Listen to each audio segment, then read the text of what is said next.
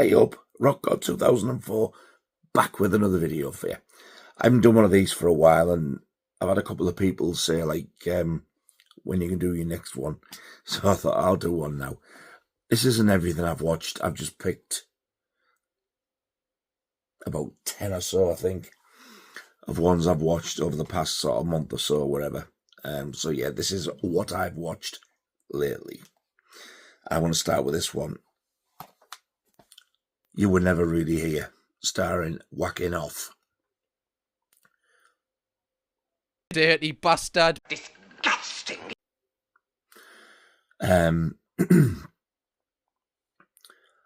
He gets hired. He's like a sort of a... Is hitman the right word? I don't know. He gets hired to find this missing girl or something. And encounters some unsavouries on the way. Reading about this, it sounded fantastic. I really disliked it. And it was just so dull.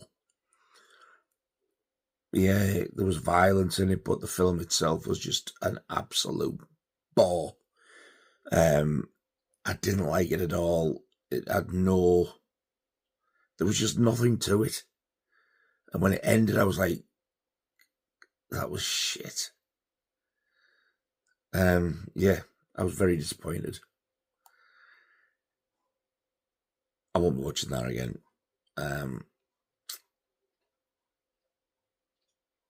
So yeah, I'm so sorry. Gary the Blu-ray Addict was kind enough to send me this, but he did send me a load of others as well. Not one for me. Next up, I'm going to show you three together, because these are three films that my very good friend Carlos, Eastwood for Life fan, actually got for me, and he brought them up on the meetup. So this is dear God, is this The Great Silence? I think it's called. Keoma and Death Rides a Horse. This was unreal. It was absolutely fantastic. Loved it. Spaghetti Western with Klaus Kinski, which shocked me. It was kind of similar to Django, the original Django, but this had me gripped from the start to the end. It wasn't slow. I wasn't bored. Absolutely loved it. Highly recommend that one. And the same goes for that. Death Rides a Horse, Lee Van Cleef. Fantastic. Absolutely loved it. Another spaghetti western.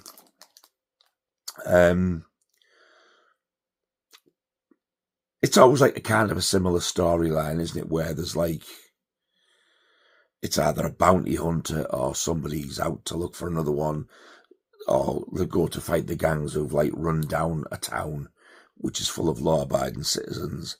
But then there's always this gang who go in and spoil it, think they own the joint, and then somebody comes in to sort of sort them out. Both this and The Great Silence are exactly that. What a film. Really enjoyed it. The thing with The Great Silence, it's got some not disturbing but unexpected things happen in it, you know.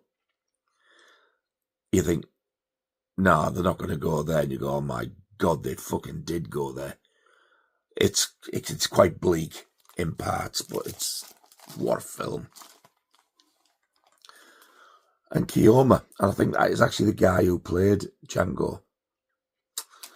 I thought this was a great film. I really enjoyed it.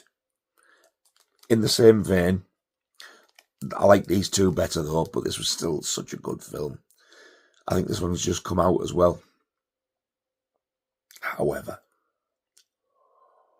when you're watching it, please bear in mind that the woman singing the song all the way through the film will grate on you. It's terrible. The music is terrible. It's this same song, but what annoyed me more about it, it got to a certain point of the film. Don't listen to the lyrics, because the lyrics are there. And the bitch sang about something that was going to happen in a few minutes' time, and then it happened. So it was a spoiler. I was like, you stupid bitch. And her voice, Jesus, it's so bad. I can't tell you how bad it is. But the film itself, it's a cracking film. I'm not a Western fan by any stretch of the imagination, but I've always liked the $3, the Dollars trilogy with Clint Eastwood in. Always liked them from being a kid. And these are kind of in the same vein, these three. So if you haven't got these, or you haven't seen these, and you're a big Western fan, Keoma, Death Rides a Horse, and The Great Silence, especially that one. They are three absolutely fantastic Westerns. I highly recommend them, and that's coming from a horror fan. I know the voice is sounding a bit ropey, so I've just made a nice little cup of tea to open the vocal cords.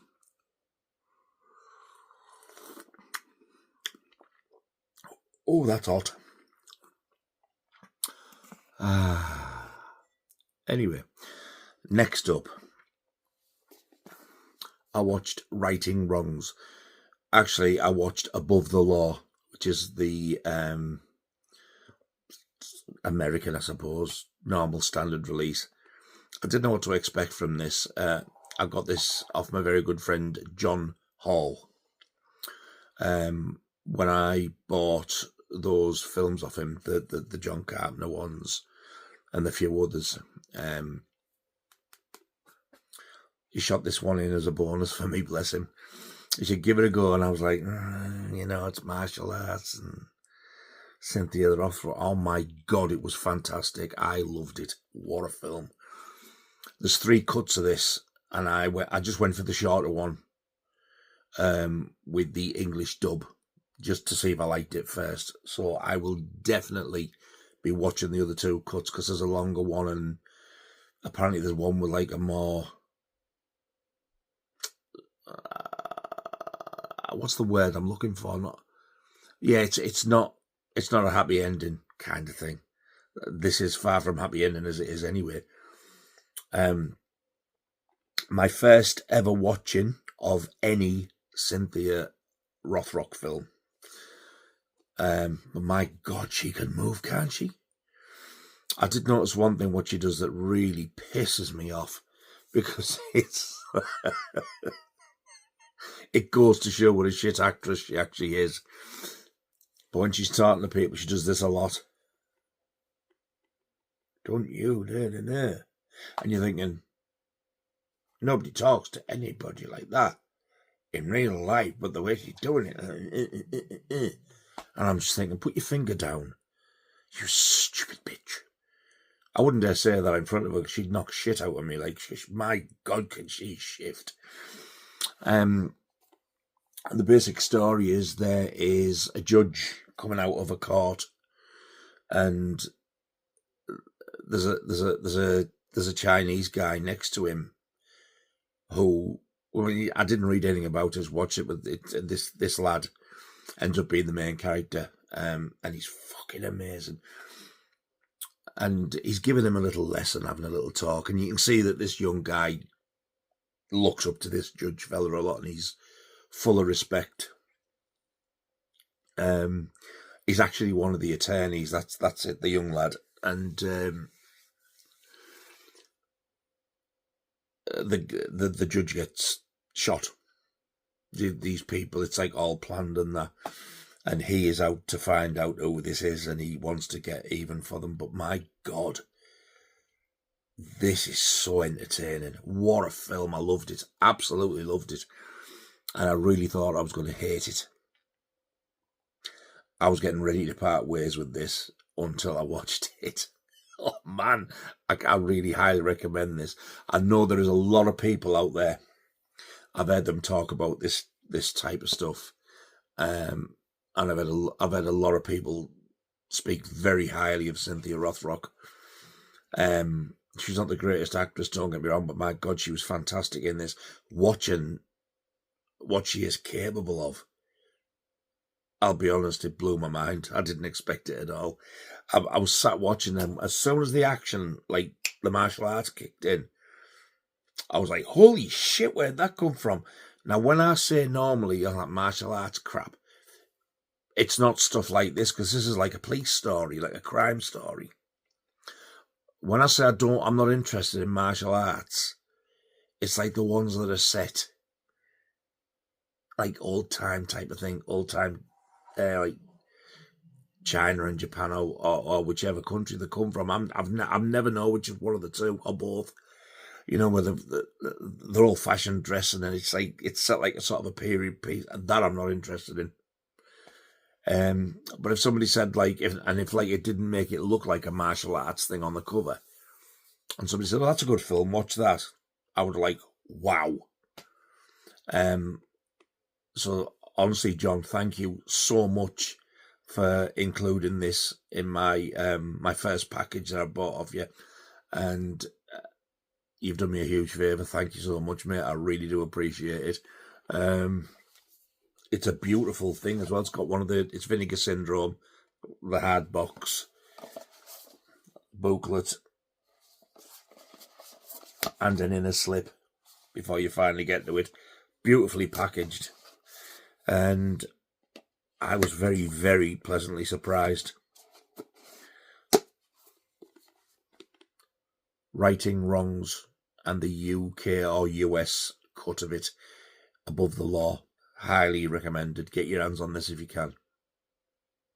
Next up, I watched these on consecutive nights. I watched one night, one the other, and I got these in the 2 for £15 at HMV.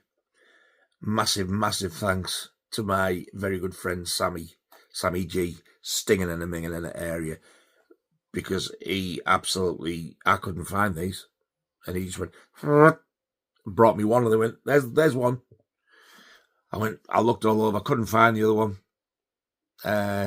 so I put it back. I thought, I don't want one without the other. And about 5 minutes later, he turned around and goes to me, "Isn't that the other one there, Nige?" And he bent, I was like, "Where?" He bent down, picked it up, I was like, went back and got the other. So these are the two Dr. Jekyll and Mr. Hyde films that I got.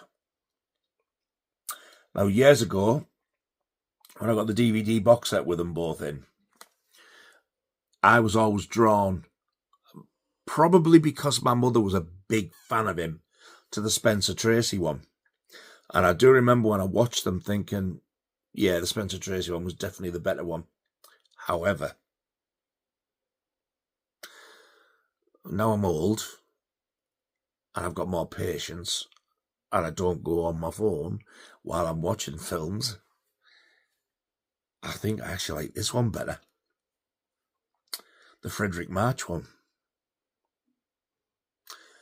I did notice in this one as well that if you've watched the 1988 Jack the Ripper with Michael Caine, which is my all-time favourite Jack the Ripper film that I've seen, when they're doing the stage play of Dr. Jekyll and Mr. Hyde, the guy who's playing him, he says a couple of lines. It sounds very theatrically. And they say the same lines in this. Now, I don't know whether that means that line is actually from the original story that Robert Louis Stevenson did. I think it was Robert Louis Stevenson.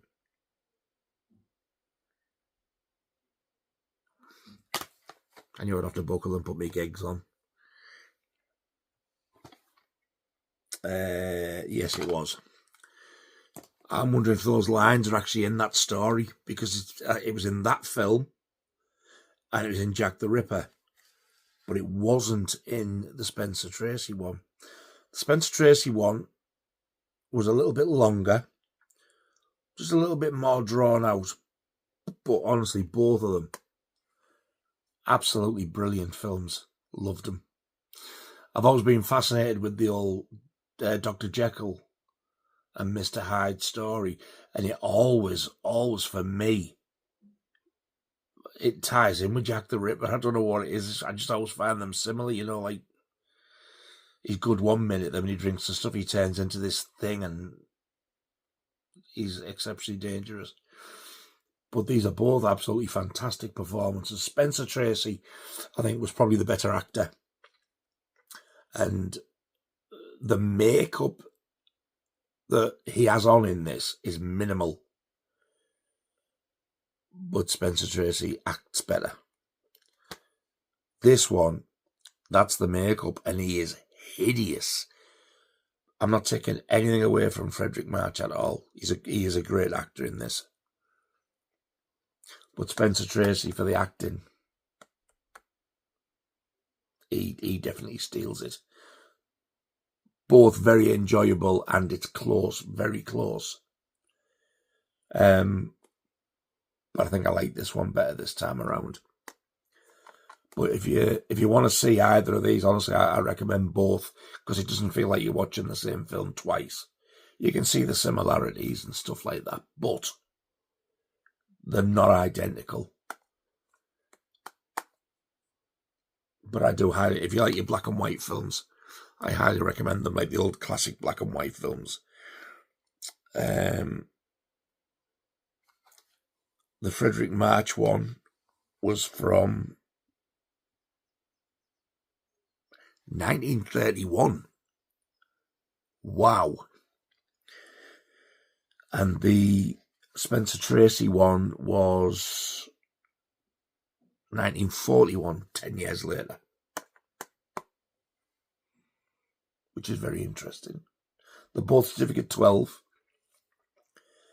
And I can't recommend both of them enough. Brilliant films. Two totally different versions of Dr. Jekyll and Mr. Hyde, which you can get on the Warner Archive collection. And they're both, at the minute, in the two for £15. Next up was like a box set with two films in, and this was another one. I bought this one off John Hall as well.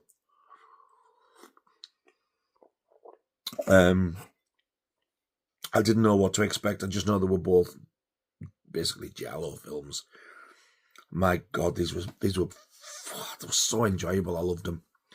The box set is called Death Walks Twice, and the two films in it, Death Walks on High Heels and Death Walks at Midnight. So the first one is Death Walks on High Heels. You can get these individual, but you just get this box set out of print now and you get a book in it. So Death Walks on High Heels. I watched this a couple of weeks ago, so I'm trying to remember as much about it as I can, and I'm failing badly. It's something to do with stolen jewels. Or this lass's father had these jewels from somewhere, and I think he's hidden them, and people are trying to get them, but they come after her. And I can't remember whether she knows where they are or not, but this was fantastic, this film. I'm not making it sound great, but the jewels, really, it's not like a robbery film, not at all. It is a giallo. It is a thriller, slasher, horror. It's them trying to get to these jewels that's causing all the chaos and stuff. Not only do I not want to go into the story too much because you need to watch it, but I can't remember the full story because, like I say, it was a couple of weeks ago and the memory's bad. But I did enjoy the first film the best of the two. The second one, Death Walks at Midnight, that's a woman, I think she witnesses a murder, if I remember rightly. And I think they know she knows type of thing, so they are hunting her down, looking for her. And she gets took to a safe place. Because that always works out, doesn't it? It's very tense. I'm trying to think, was there any jump scares in it? I think there was. I think I had a couple. And the reveal at the end, I don't think I saw that coming either. But both of them were excellent. I just thought the first one was a little bit more fast-paced, but I highly recommend both of them. There's a few of the same actors in both, but I don't think one's really a sequel because it's two totally different stories. So I don't know whether they were just like sort of linked by a similar title, or the director wanted to make you think there was a sequel so you'd see both. But you don't need an excuse. They're both really, really, really good giallo films. I loved them both, but the first one for me was the best one. Death Walks on High Heels. So if you can get the box set, get the box set because it's a lovely set. If not, get them individual because they're worth getting anyway. They're really good films, they really are. So that is Death Walks on High Heels and Death Walks at Midnight, or if you get the box set, Death Walks Twice. Next up is a Ty West film.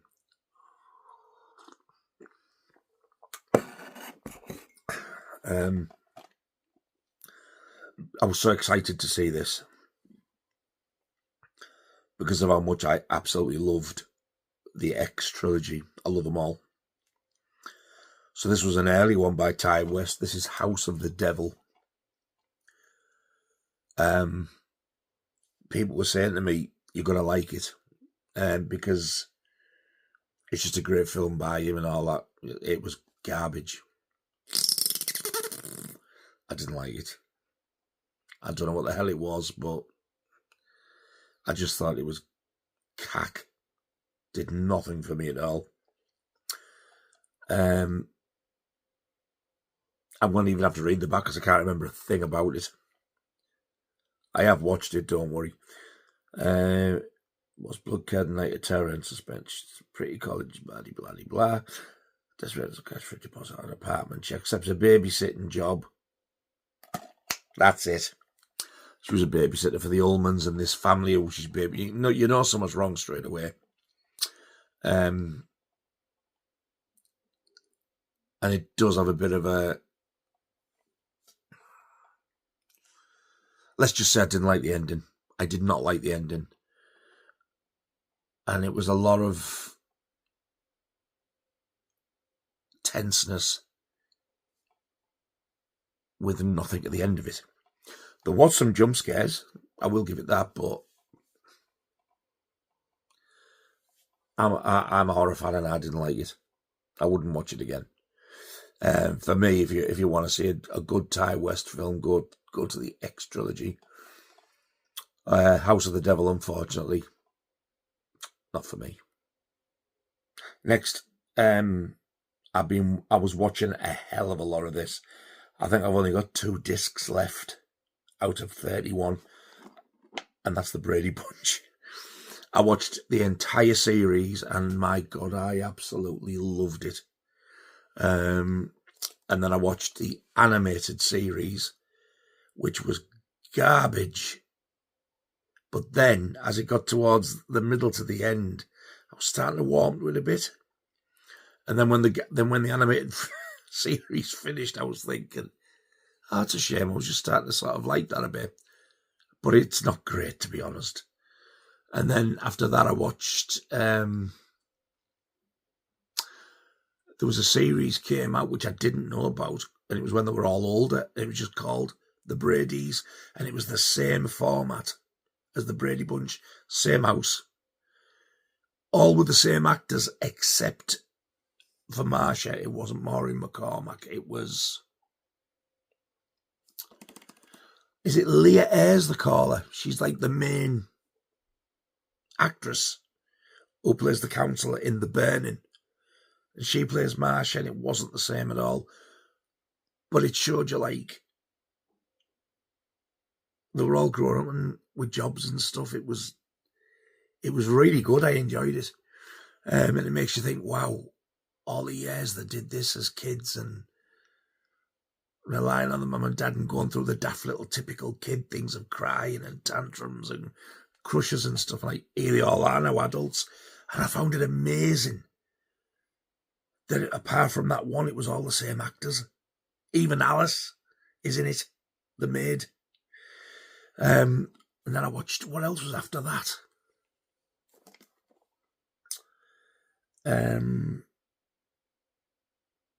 The Brady Brides. That was another one. That was Marcia, and I don't know why they haven't given a decent photo of this lass. It's wrong. Jan, which is that one in the yellow top there, the middle girl. There. So there's Marcia. There's Jan. And they both get married on the same day at the same place. So that was just a one-off series, as was the Bradys. And I've watched the Brady Bunch movie, which I'd never seen, which I think came out in around about 95. That was funny. Really enjoyed it. I still need to watch a Very Brady sequel, and I still need to watch A Very Brady Christmas, and I still need to watch Growing Up Brady and the Brady Bunch in the White House. So I think they're all films or made-for-TV specials or films. And once I've watched them, I've got through the entire box set. If, like me, when this was repeated in sort of the mid-70s, because don't forget, they started filming this, the first series was 1969, and it ran up until 1974. I'd never heard of it then. I didn't hear about this until like sort of mid to early late. When I say early late, I mean like 76, 77. I didn't hear about this until then, and I absolutely loved it. But I didn't remember anything about this except for the cast and the fact that Davy Jones from the Monkees is in one of them. Now, when I watched it as a kid, I always remembered when Davy Jones was in it that she absolutely fancied the arse of him and was mad about him. Not the case at all. I watched it and it's more like she was trying to get him to sing at the school, but she never once mentioned that she fancied him. And in my head, I always remember it's like, Davy Jones. It wasn't like that at all. How weird. But yeah, so if like me, you saw this when you were a kid, or if you've seen the films and you like it, try and get your hands on this. This is like the complete lot. Everything. It's called The Bradiest Brady Bunch. It's not exactly a bargain. You're not going to get it for 20 quid. But my God, this is so entertaining. I will finish this box set soon, because I'm getting withdrawal symptoms now. So yeah, that is the Brady Bunch TV and movie collection called The Bradiest Brady Bunch. Next up is another one I bought off John Hall. I've always wanted to see this. I'll show you the original artwork because that's where I always remembered it. This is Bill Paxton in The Vagrant. Now, I looked at that and I was like, who the hell is that? But that's the original artwork I always remembered.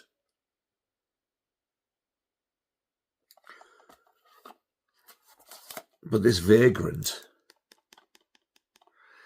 is played by the guy who plays the perverted gym teacher in A Nightmare on Elm Street Part 2, Freddy's Revenge. If you remember that, if you remember him, that's him.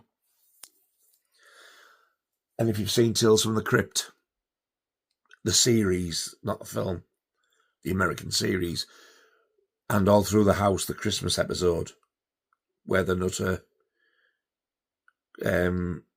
Father Christmas escapes from the asylum, and it's played by Larry Drake. Well, him out of Elm Street 2 and this, he's the boyfriend of the woman in the house at the beginning. So he's the vagrant in this. Bill Paxton buys this house, and when he goes to look at it or move in, this vagrant's in there, and he just freezes. He's watching him. This vagrant just tittle-tattles off. And you get the impression, and it seems to be, because it's been empty, this vagrant just comes and goes as he pleases.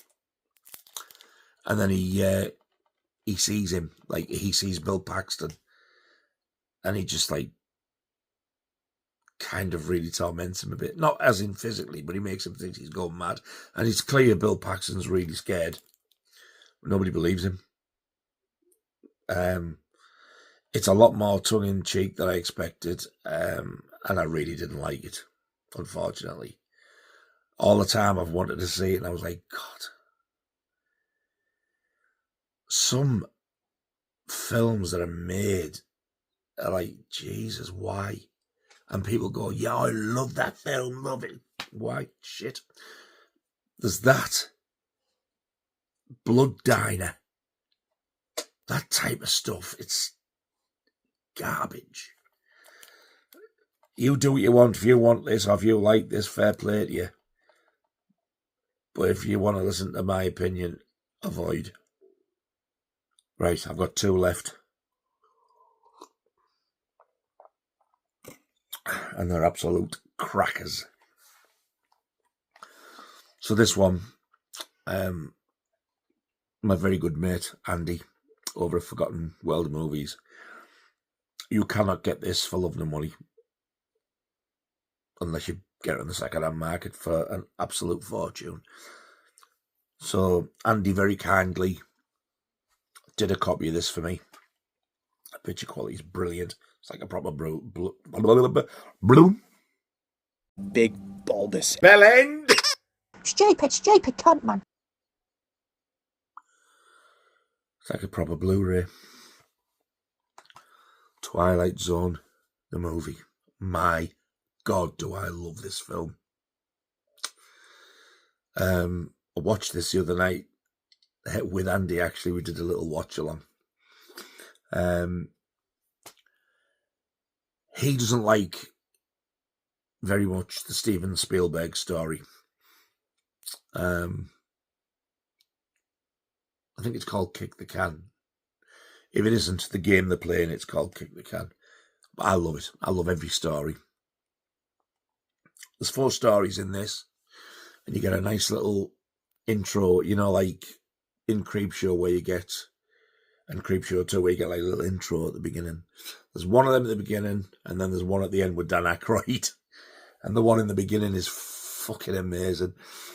It's like the scene, the opening scene where you see the desert sky and the road run through it. It's beautiful, absolutely beautiful. And all I'm going to say is the bit when he says, "Do you want to see something really scary?" Wow, blew my mind that when I first seen it. Then he goes to the first story, which has got Vic Morrow in, and he plays like this. He must be a racist. I was going to say, I don't know if he's racist or whether he's just annoyed at what he's saying because he feels that he's been very unfairly treated at work. But it's not just black people. He has a pop at. He has a go at, I think he has a go at the Jewish and somebody else. Anyway, he's in the pub with his 2 friends, and one of his friends is the guy in The Thing whose head turns into the big spider, you know, the gingery-looking fella. He's one of his mates. So anyway, after he's had a go at these other sort of people who aren't like him, he leaves the pub and he's just looking round, and then you turn round, the camera turns and shows you what he can see. He is in Nazi Germany because he's had a pub at the Jewish people. So all the Nazis see him as a Jew. and then something happens, like an explosion, sort of bang, and when he lands, he looks up, and the Ku Klux Klan are after him, so they're seeing him as a black person, and so it goes on. But it's a really good story. Unfortunately, there's a Vietnam segment in it as well, which is very, very short. It was originally going to be longer, but when they were making the film, Vic Morrow actually lost his life. And these two little kids that we had with him, I think they were Vietnamese. I don't know if they were Vietnamese or whether they just got somebody from China, Japan, or whatever. I think they actually were Vietnamese, thinking about it. These two little kids that were like extras, and Vic Morrow was to rescue the kids out of this water, and there's footage of it on YouTube, but I'll warn you, it's shocking. You don't see close up, but you can see what's happened. And there's a helicopter above, and it shows you them filming, and they say action. So Vic Morrow goes out with these two kids. There's a boy and a girl, and he gets so far out, something goes wrong. I think either the pilot can't keep the helicopter straight, or something affects it, and he falls on them. And it shows you them. You don't see what happens. You can't see close-ups, not like gore, but you see the helicopter drop. Vic Morrow was decapitated. I think possibly one of the kids, but they were all crushed as well. And John Landis, who directed that segment, he actually went to court. This is common knowledge, but I'm just saying all this for people who don't know. And I wonder if that's why it hasn't had a release, but there has been a Blu-ray and a DVD release. It's about time this got a 4K release. The three other stories in it are just phenomenal for me as well. The Stephen King one, the Kick the Can one, that's kind of similar to Cocoon. And then there's one after about this little boy who gets knocked off his bike by Kathleen Quinlan, and she picks him up off the floor, gets her in the car, and takes him home. All is not what seems to be. He's a little... Anyway, and the last one, which I do know for a fact was a remake of one of the original episodes, where there's a guy on a plane, played by John Lithgow in the film, and he's brilliant in it. And he looks out the window, and there's this thing on the wing of the plane. It's like a little monster, and it's destroying one of the engines on the wing of the plane. Nobody believes him. And then the end, you get the bit with Dan Aykroyd. If you can get hold of this and you haven't seen it, watch it. It is absolutely amazing. 4 different directors, one for each story. Can't remember who did the first one. Oh, yes, of course I can. It was John Landis. So John Landis does the first one, then Steven Spielberg, then it is Joe Dante, and I can't remember the name of the last director because I'd never heard of him before, but Andy told me who it was. I was like, never heard of him. Highly recommended. Twilight Zone, the movie. Get your mitts on this if you can. And this last one I watched the day before yesterday. My God, I love this film more and more every time I watch it. But this just flew by, and the picture on this, it is absolutely breathtaking. Jason Goes to Hell, the final Friday. I did obviously watch the unrated cut. I will never understand the hate this film gets just because you don't see your little murdering hero on screen very much, but he's there. It is him. Just because he's jumping from body to body, he comes back in the end. It gets hated. Why? Because Jason's on it much. They don't like the first one. Why? Because Jason's on it. Well, he is in it. God, it annoys me. It really does. Yet they'll say Jason X is amazing. No, Jason X is shit. This, I love. It's so entertaining, this film. And every time I watch it now, from doing the live streams with Andy and Keith, there's a bit in it, and I laugh every time I watch it. And all three of us would laugh very, very heartedly, or hearty, at this one scene. And you've seen me do it on streams if you've watched them, where this woman gets battered in the face and then falls. It's amazing. It's so funny. I love this film. It is so entertaining.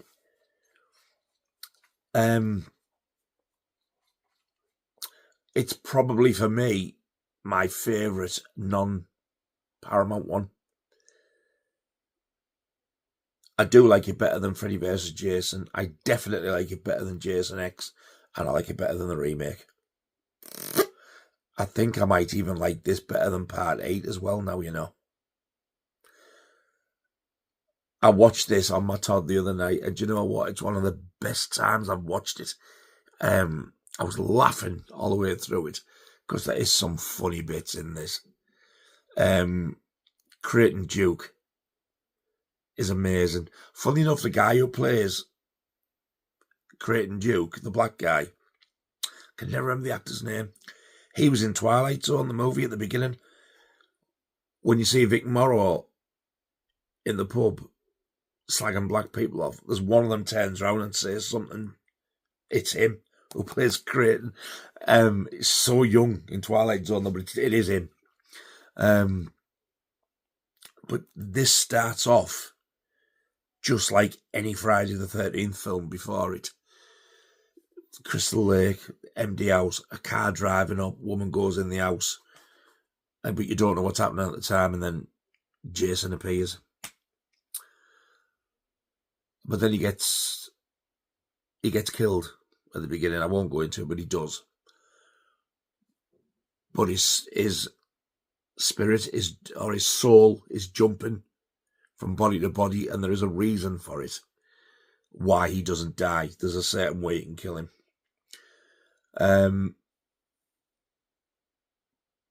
But every time he changes body, if you just keep telling yourself it's Jason, because everything else is the same, apart from he looks different, the murders are the same. And the good thing is as well, if when he's in a person, if they walk past a mirror, if you look at the mirror, it's Jason in the mirror walking past to show you. Kane Hodder, who plays Jason, also plays a security guard as well. You recognise him straight away. And the ending of this sets it up very nicely for Freddy vs. Jason, which didn't come out years later because of all the problems I ran into. But this is just such a good film. I love it. In parts,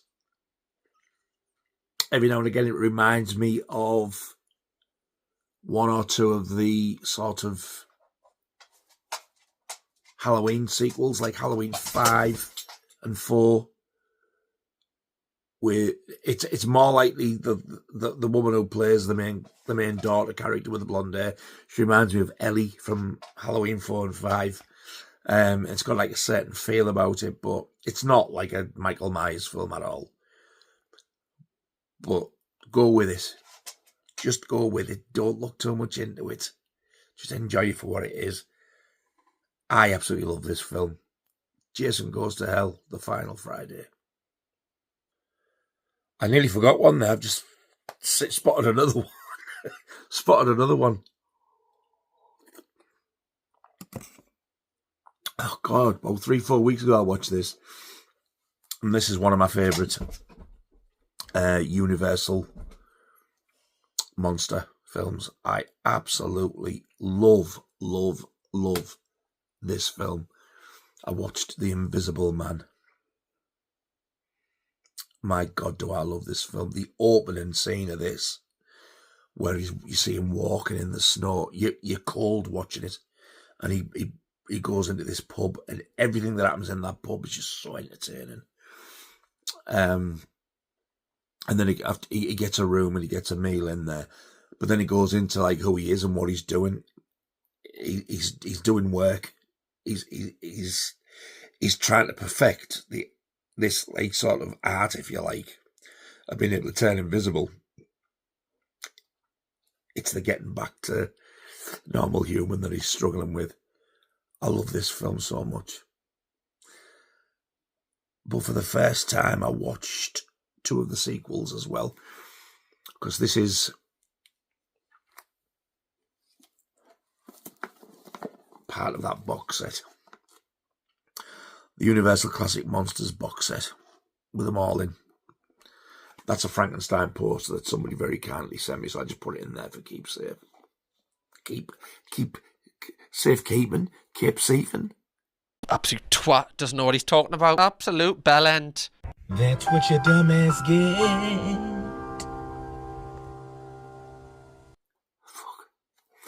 Well, you get a booklet as well, but they're all lined up. So you'll get Dracula and Frankenstein, but you get all the sequels as well. So yeah, I watched The Invisible Man Returns, which was brilliant as well. That one's got Vincent Price in, which I didn't know, as the Invisible Man, very young. And then I watched The Invisible Woman, which was more of a comedy, really. It wasn't as good as the other 2. So I've still got to watch Invisible Agent, The Invisible Man's Revenge, and Abbott and Costello Meet the Invisible Man. So I've still got 3 to go. And I know some of these got a 4K release as well. And they were very expensive, I thought. But these are all Blu-ray, all of them. And the picture quality on these for Blu-rays is absolutely phenomenal. If you've never seen this, you do need to rectify it. It's such an enjoyable film. And, oh God, what do they call the actor? Claude Rains. It's Claude Rains, isn't it? Yes. Claude Rains plays the Invisible Man, and he is brilliant in it. Some of the effects in it for 1933, I even look now and think, how the hell did they do that? There's one bit you see a bike moving on its own. It's obviously supposed to be him moving it. And you can see the string. But even so, for 1933, that was very inventive. But the other stuff you think, that's impressive.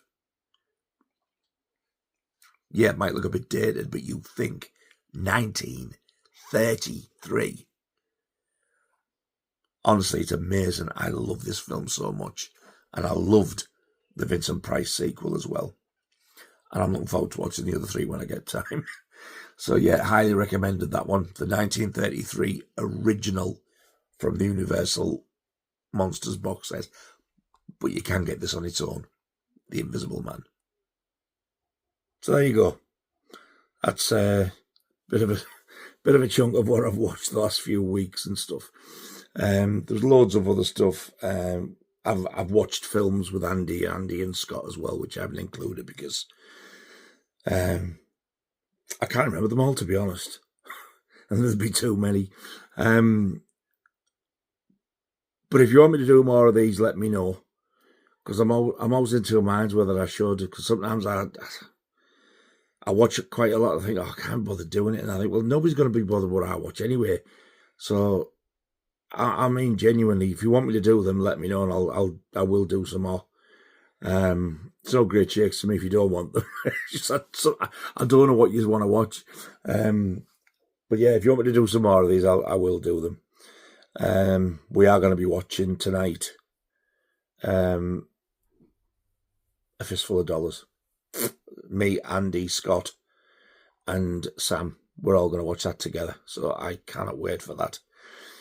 Anyway, I hope you've enjoyed that. Thank you very much for watching, all 2 of you. Really do appreciate it, and don't forget to let me know whether you want more of this cack. Thank you to every single person who subscribed. I can't tell you how much it means to me. It really does. And I'll see you very soon on the next video. And until then, stay safe and take care of yourselves. Ta-ta.